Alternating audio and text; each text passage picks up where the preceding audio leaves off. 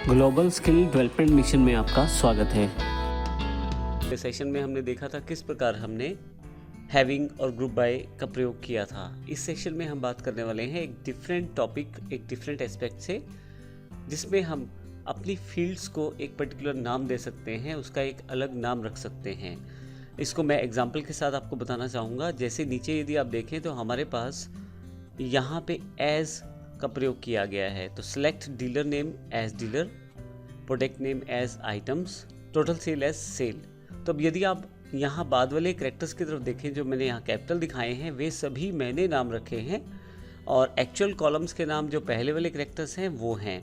इसका मतलब ये हुआ कि डीलर नेम पहले से अवेलेबल कॉलम का नाम है टेबल में, लेकिन मैंने उसका नाम चेंज करके जब आउटपुट लिया है तो डीलर कर दिया है। ये केवल दिखाने के लिए है, एक्चुअल टेबल में कोई भी फ़र्क नहीं पड़ने वाला। मान लीजिए आप कोई नाम बड़ा रखना चाहते हैं तो उस केस में आप सिंगल या डबल कोट्स का प्रयोग करके उस नाम को प्रयोग कर सकते हैं। अर्थात जहाँ पे आपको स्पेस की आवश्यकता पड़ जाती है वहाँ पे आप सिंगल या डबल कोट्स का प्रयोग करें, ताकि आपको आपकी क्वेरी में कोई दिक्कत ना आए। इस प्रोवाइडिंग नेम और या एलियासेस को कॉन्सेप्ट को समझने के लिए हम प्रैक्टिकल फाइल का प्रयोग करते हैं। तो यहाँ यदि आप देखें तो प्रोवाइडिंग एलियासेस का जो फाइल है मैंने पहले से ओपन किया हुआ है, आपके पास ये एक्सरसाइज फाइल्स के अंतर्गत मिल जाएगा।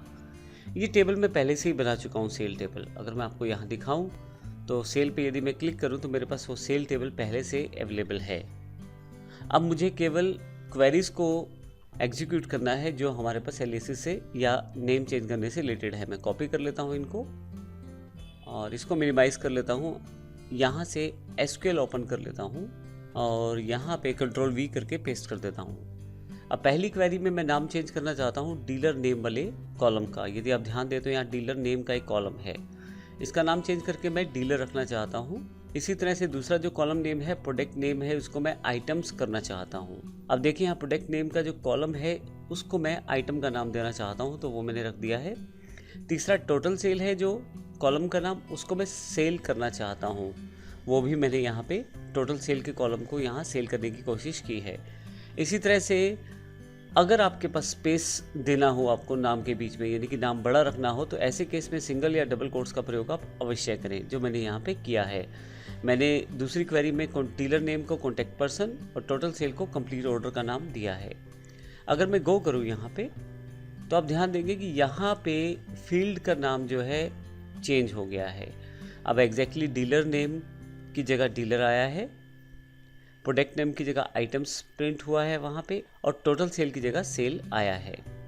यदि मैं नीचे आ जाऊँ तो आप देखिए, क्योंकि मैंने स्पेस यूज़ किया है तो डीलर नेम की जगह कॉन्टैक्ट पर्सन और टोटल सेल की जगह कंप्लीट ऑर्डर आया है। तो इस तरह से मैं आसानी से एलियासेस का प्रयोग कर सकता हूँ, नाम चेंज कर सकता हूँ दिखाने के लिए, ताकि रीडेबिलिटी बढ़ जाए और यूज़र को ज़्यादा समझ आए कि किस कॉलम में क्या डेटा है। तो इस सेशन में हमने एलियासेस की बात की है। अगले सेशन से हम जॉइंस की बात करेंगे। एक इम्पॉर्टेंट कंसेप्ट है माईसीक्वल में जॉइंस, जिसमें आप एक से अधिक टेबल से डेटा दिखा सकते हैं जोड़कर। धन्यवाद।